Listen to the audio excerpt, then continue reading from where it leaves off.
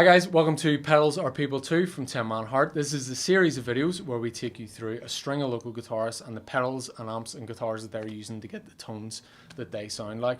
And joining me today is Jonny Woods from Winona Bleach. Thanks for coming along. Thank you very much Really for having appreciate me. it. So you guys are known for being, first and foremost, really loud and really heavy.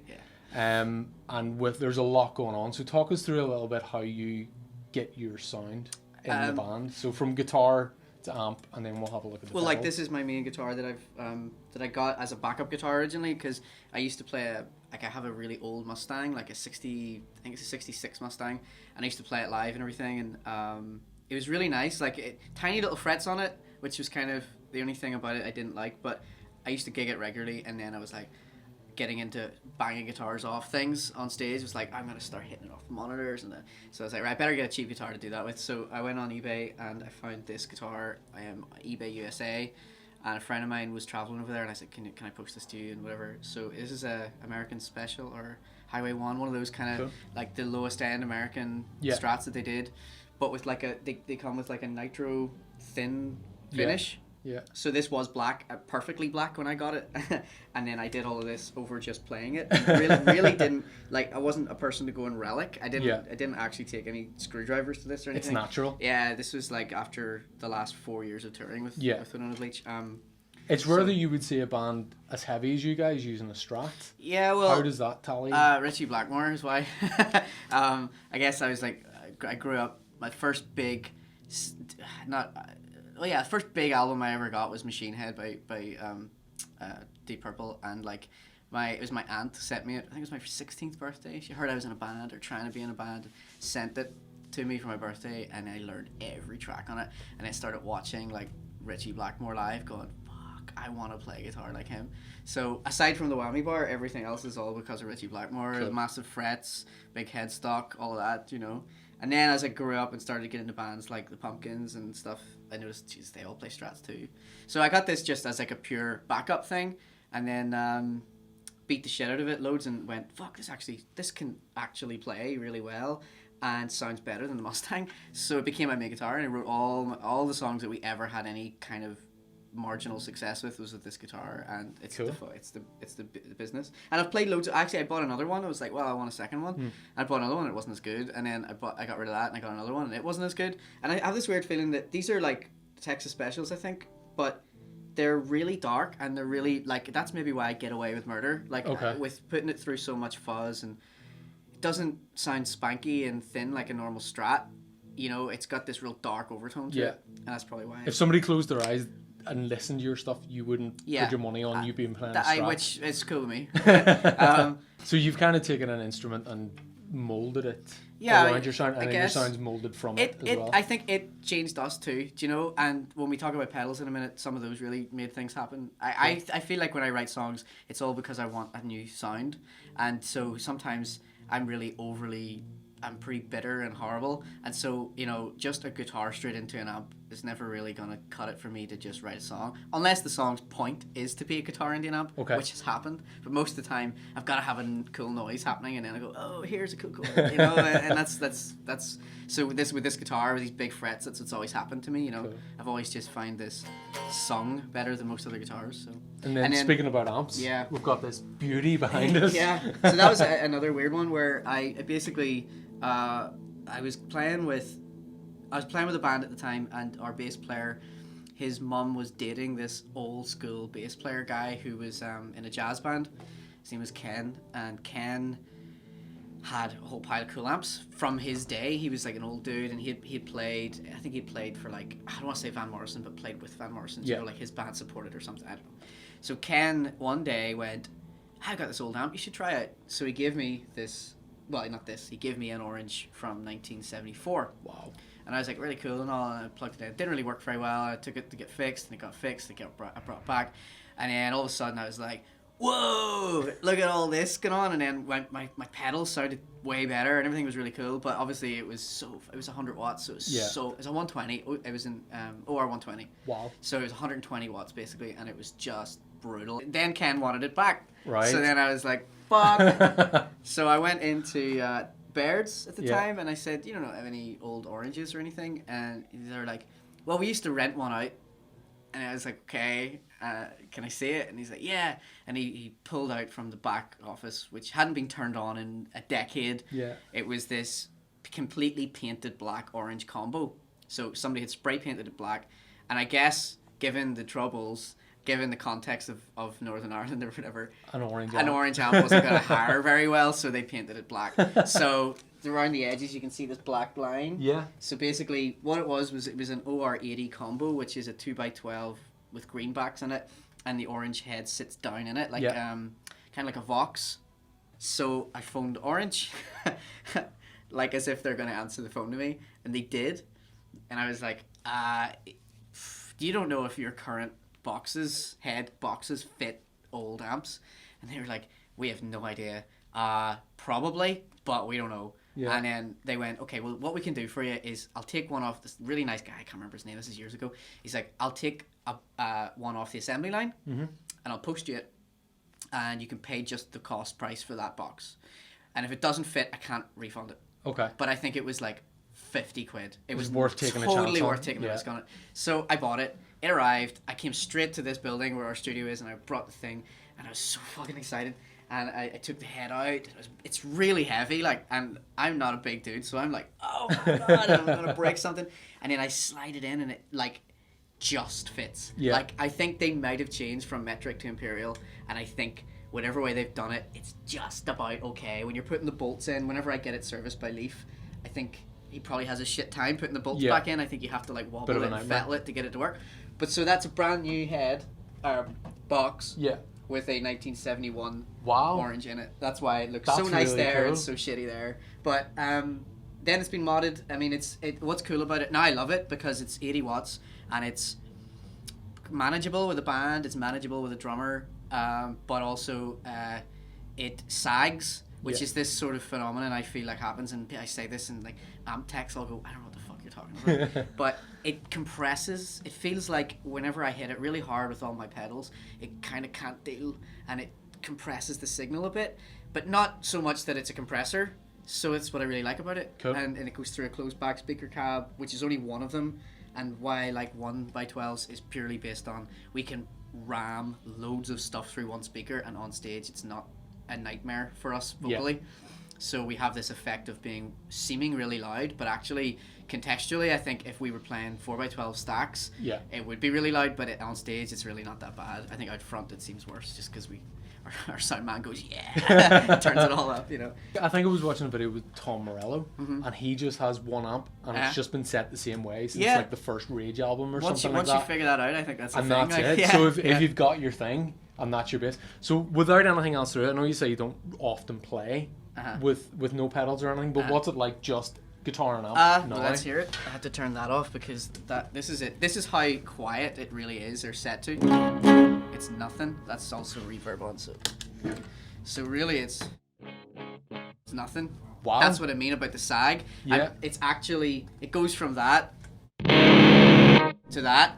So, you know, it's like fuck off. And is that just a clean boost going through it? Yeah, well, that's okay, so if we're into the pedal board. Yeah, so let's move into the pedal board and see what we're doing. This isn't overly complicated. It looks more complicated than it is. I don't actually, I went through a phase of loving pedals, and now the only thing I use them for is just having something to bring a smile to my face when I'm trying to write something. Okay. But if I could just not have pedals, I would totally just not have pedals. People associate me with pedals locally and stuff, but actually, if I was really into pedals, this would be cooler, I think. You know what I mean? It would probably have tiers, and there would be two pedal boards, but you know, I'm not really that guy anymore. You know. Yeah. Sorry, you're alright. We'll go away.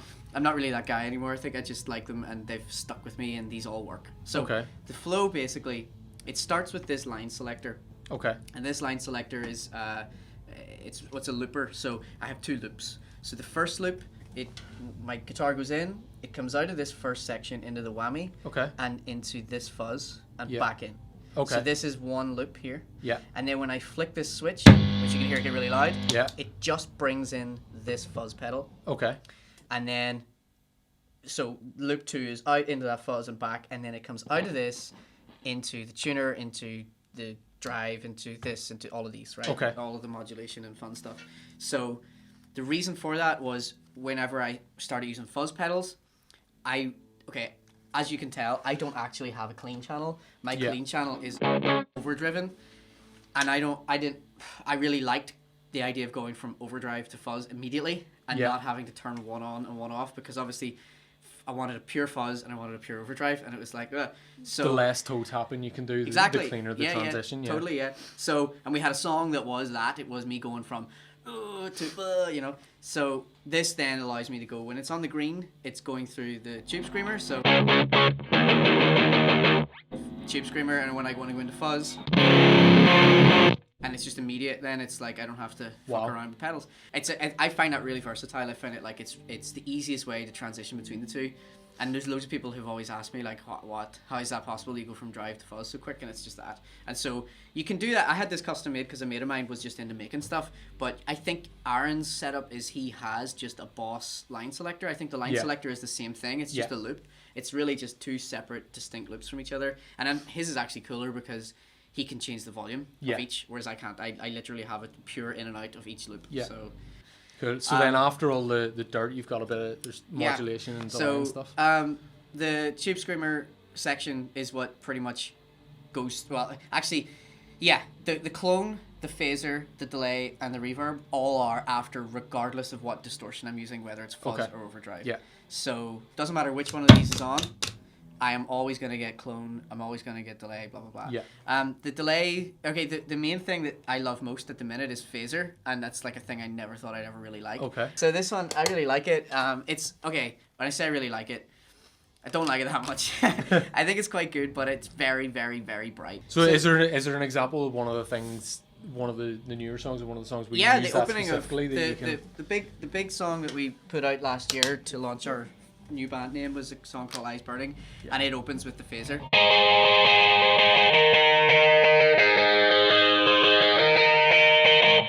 Purely just, that's the first thing that came out of me whenever I turned that phaser on. It's like, because you can switch it between, well, I'll let that tail off. You can switch it between 90-degree fuzz, 180-degree fuzz, blah, blah, blah, blah, blah. Yeah. But it's mad that you can just take, that was one pedal, and it just bled into that new song straight away. It's so weird, yeah. And then because of the way this is set up, I was able to go straight into fuzz. So the chorus then is the big fuzz, and it's just it's a cool thing. It's the only way it happens with me. It has to sound new, and then or else I don't feel like I'm writing a new thing, and then therefore. Do you want to run through that, just that kind of verse into chorus transition, and stomp on whenever you're... Yeah, so...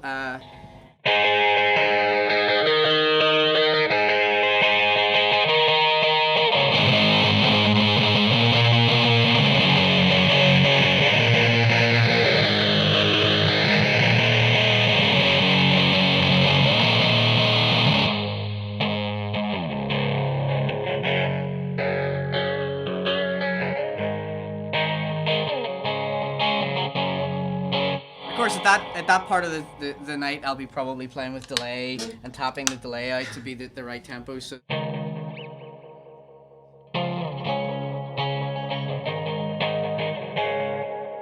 happening over the top of everything. So are you with the tap tempo? Do you like to have everything quite in time, or do you like a wee bit of? No, it has to all be in time. Okay. There's only really 3 delays I use. That's why this is the pedal I've gone for. Okay. I have 3 presets. And in my head, there's only 3 delays that I ever wanted to use. Okay. There was slapback, which is what A is. Okay. B is a dreamy sort of shoegazy thing, which we've just done. That whole like modulated, goes on for a while thing, which is the one I tap tempo to, obviously to keep it with, the groove and with everybody staying connected. My total like, I always really like how like. It sounds like I'm playing more, even though it's 2 or 3 notes. Yeah. And it's you remember a band, Adebisi Shank? Yeah. I always really liked the way he was like, and he palm muted. All that kind of really tight stuff. So the delay, and so it helped me write songs. There's a song we have called Sugar. Sugar is the whammy on, that on, and then I do this whole like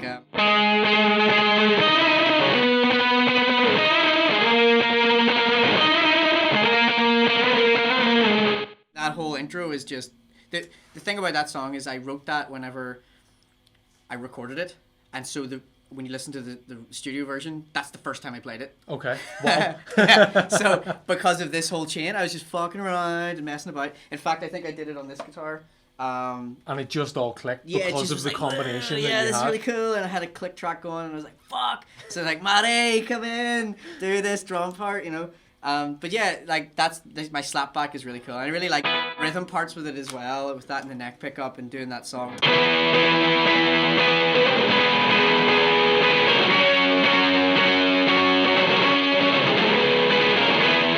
So that whole like tiny little tight slapback's really cool. I love it. It's really cool. Next one is the big dreamy long one.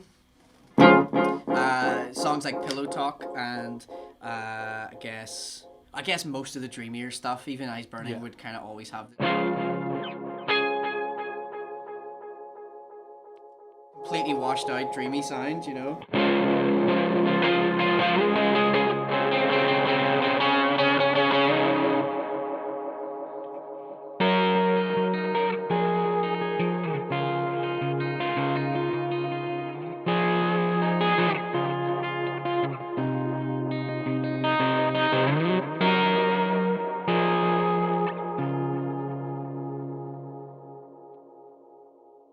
It goes on and on.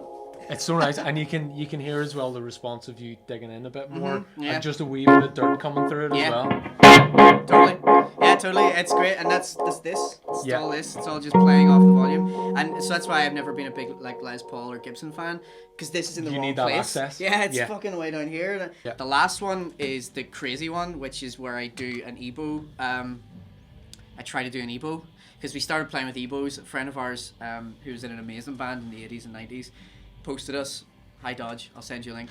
He posted us an EBow because we never had one, and in the studio we're like, fucking right, we're all EBow and then like getting an EBow turned on stage and lining it up, and then right, let's do the solo now. It's not gonna happen. So I had to try and figure out a way to replicate an EBow, and this is my best way of doing it. So what this is I think it's a digital delay set with maybe 3. So it goes bat bat bat, right? And those bat bat bat happen obviously to the tap. But what I do with it is I do this really tight. Aaron calls it tremolo pick, and I don't know if that's what it's called actually. But so I'll just.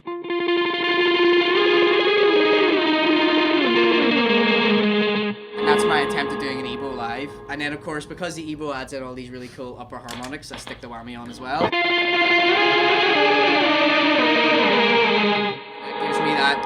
It gives me that really lush, we're holding one note thing forever. So it's such a huge sound, but it's what really gets me is how we kind of make it up as we go along to get somewhere else. Yeah, that's it. You know, so it's the EBow isn't practical. So how can I use what I've got? Exactly. Yeah. And you've exactly done that. Yeah. Everything has to be just as simple, as cheap, and as reliable as we can get. You know, in that form factor. And if I could get that smaller, Jesus, I would. It's too heavy and big and all, but. Are there any pedals on the board that you're, not overly attached to, but is there any there that you're more attached to than the other ones? Yeah. If something ever happened to it, it would be kind of doomsday scenario? Totally. There's a fuzz pedal there that has no brand. You can see it's like this thing here, right there. Cool. It basically, there's a guy that lived near my parents. They live out in Glengormley, right? And it's like not a cool place where cool people live, but all of a sudden I found this guy selling pedals. I don't know how he did it. I don't know if it was Gumtree or whatever, building his own pedals and selling them. And I can't find him, so if you're there, Matt, find me, because we want to make some more of these pedals. This is a call out to the internet. Matt, I can't even really remember your surname, Matt, but you know who you are. If cats can be reunited, then surely we can find Matt somewhere. Matt from Mollusk, give us a shout. So basically, he called his company Casimir because he was a physics student. He just graduated, I think.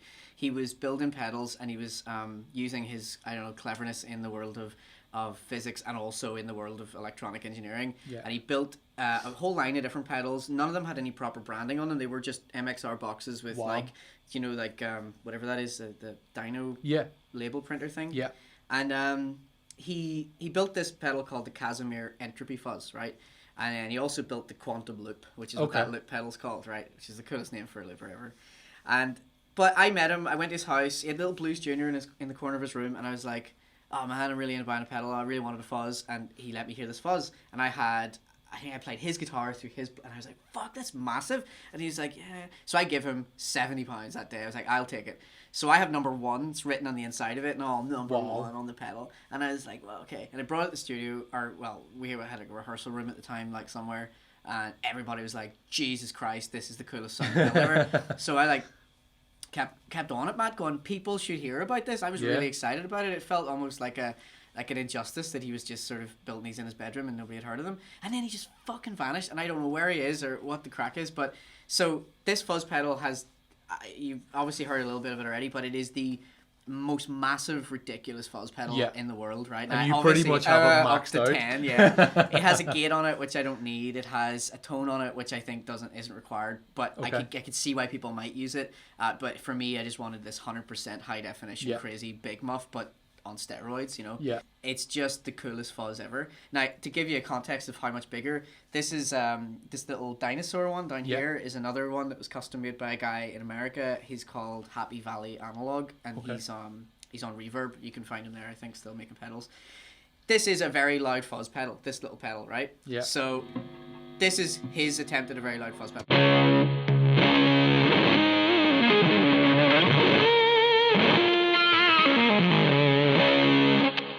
This is the Casimir.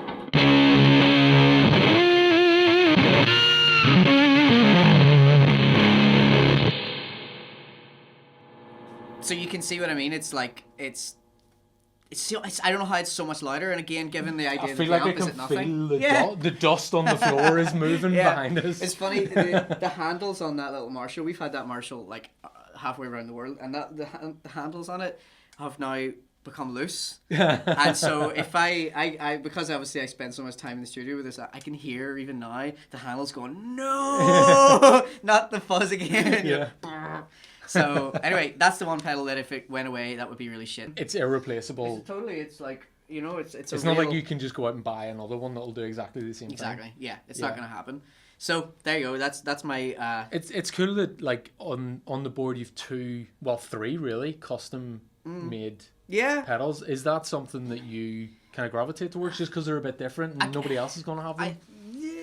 Probably the contrarian in me is that way. I think. I think the real reason is probably more just that they were poor guys who charged the same price, and I knew they were pretty well made. I mean, I hate this idea that people spend 200 quid on fuzz. Like, that's fucked up. Or anything over 150 quid seems just bananas to me. There has to be there's like an high, upper limit, you know, and you can see all the patch cables are just whatever we had, you know. Nothing is super duper high end as long as it doesn't break. But you know your setup and you know your gear so well. That's such a big part of it. This is the most important thing on the guitar. Like, fuck the strings. Knowing how to use this, for me, is like vital. This is my, you know, when we were talking about overdrive and stuff, like if I had this open all the time, I have no clean. But if I roll this back and I guess because the amp sags so well and compresses so well, that doesn't seem like a huge volume.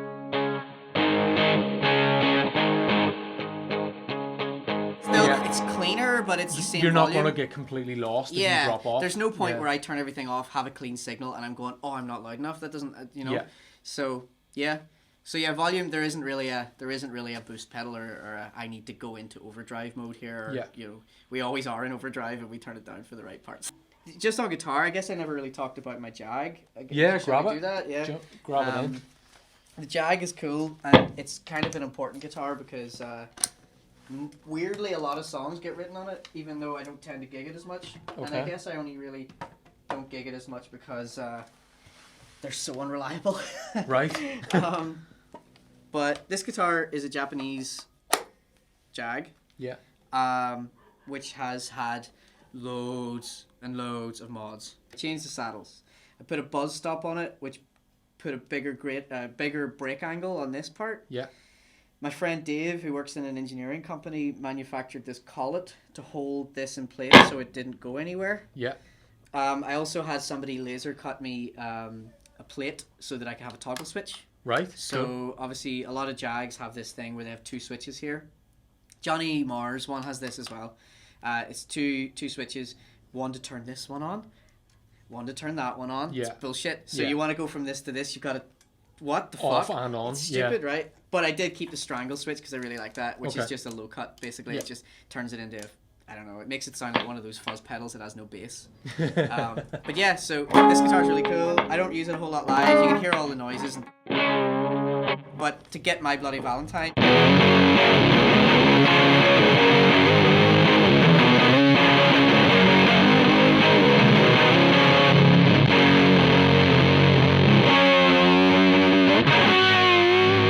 It's really, really good. It does what it's supposed to do, you know? And that's in the right place. What about if we come back to the board, is there anything that you feel it's missing? Is there anything that you're kind of thinking, this is the next pedal I'm going to get? Or this is the next kind of area of sound I want to look into? Yeah, I guess I want less. I'm trying to find ways to get rid of them. I think, you know, like... That's not an answer I was ever expecting. Yeah, no, I know. I'm sort of feeling... I don't feel like... I have the least amount I can get away with right now, you know? And if there was a way to slimline this again, I would. In the studio, I would have all the pedals and I would keep getting them. And it's fun and it helps me write songs, like I said. And so... The next one I'd like to... I had a couple of... Okay, do you know there's a great YouTube channel called Knobs, which are just basically demos of really cool, boutique, crazy new pedals. Yeah. I'd really like to get some stuff that just makes crazy noises now. I think I've got all the modulation I need. I've got all the pure tone that I need. I think I just want to do things that fuck stuff up. But having said that, I wouldn't mind that Fender blender, you know, the 4 fuzzes in one thing, which does just the crazy octave of fuzz as well as the completely bent out of shape fuzzes. I'd love those just for the gags, just to fucking make a whole load of noise with, you know. More fuzz. Yeah, I guess, but most of the time I'm looking for anything that just makes a weird noise now, you know. Some kind of strange modulation or even just cool delays, you know. Anything like that is what I'm always looking at, and I always try to look in when we're playing outside of Ireland anyway, because you don't get anything in pawn shops here. But when you're looking at, like, even when we were in Russia, they have these funny like brands over there, like Yarosov and obviously Sovtech, which we know we get like Sovtech amps over here. They have all these crazy weird pedals as well made by them, because in Russia it's all made in Russia. Yeah. And some of it's not great, but they just sound bonkers, you know. So anything. I'll just get anything I can find, like, you know. Try it out, give it a go. I'm up for anything. My number one amp of all time is always Marshall JCM 800. It's all I ever wanted, and I could never afford one. Yeah. And then we got a 2000, and it's not as good, but it has an 800 kind of channel in it. So now in the studio I've been like, one side of the room has my Orange, the other side has the JCM, and I'm just standing in the middle going, yeah. You know, just playing big chords and all, you know. That's the noises we've been hearing. Yeah, at ridiculous probably, times. Your window's shaking. Well, Johnny, thank you very much. Cheers, I really man. appreciate it. Appreciate it, thank you. Jonny Woods, check out Winona Bleach. Loads of stuff coming up, and he's just let slip that there's an album on the way as well. Yeah, we're going to do an album in a crazy warehouse somewhere. Excellent. Really looking forward to it. Well, thanks very much. You can check out more of Pedals Are People too on the Tim Manhart website. It's tmhmusic.com. Thanks very much for watching. Hit subscribe. It'll be down below, and we'll have links to Johnny's stuff down below as well. Cheers.